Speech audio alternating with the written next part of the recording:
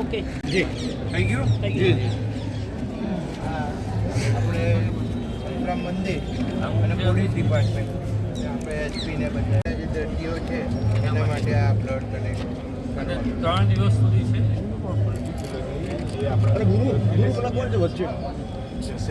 Blood ક્યાં સવારે 8 થી 5:30 અને બાબુની જાતે પણ જાહેરાત કરી અમે પણ રોજ કરીએ છીએ એટલે બધી સંસ્થાઓ અત્યારથી ધારો કે એક ક્રિસ્તીય સમાજ છે એમણે કહ્યું કે અમે આવતીકાલે અમારી એક અધિકારી છે ઓનલી ફોર આ કોસ્ટોર ઓનલી ફોર અહીંયા જે કેટલા યુનિટ ભેગા થાય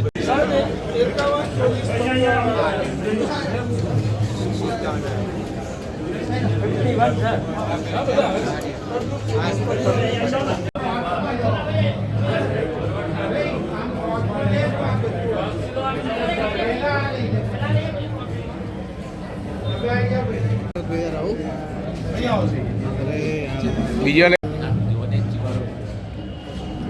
હવે ક્રોસમાં લઈ લે ભાઈ ઝડપ કરો થોડી ભાઈ આ બાજુ ક્રોસમાં જતા રહો.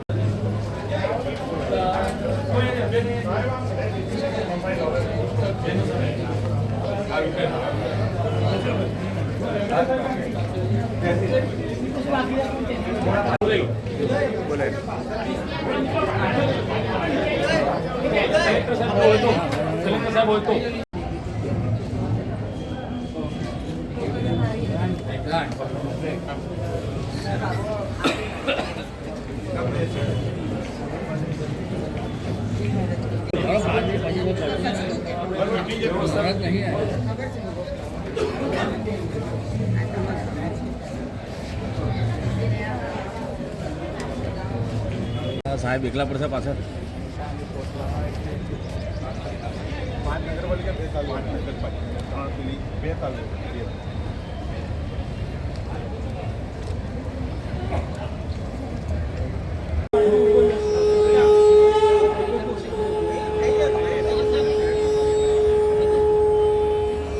ઋષિકેશભાઈ એજ્યુકેશન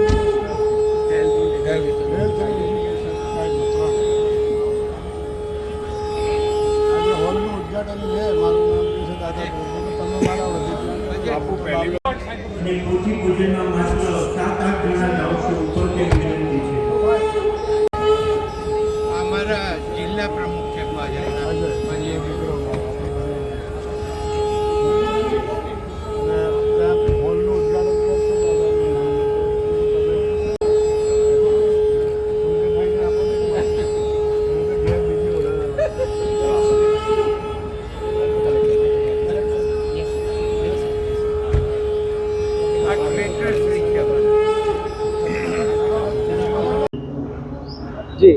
समाधि महोत्सव चालू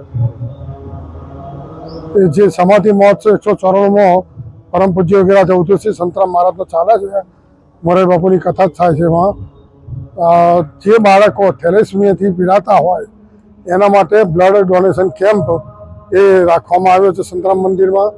અને 3 દિવસની અંદર કુલ 1100 બોટલ ભેગી થાય એવો એક ટાર્ગેટ છે અમારો. અને એના માટે શિક્ષણ મંત્રી, કાનૂન મંત્રી અને આરોગ્ય મંત્રી એવા માન્ય શ્રી ઋષિકેશભાઈ પટેલ પધાર્યા અને એમણે ઓપનિંગ કરાયું.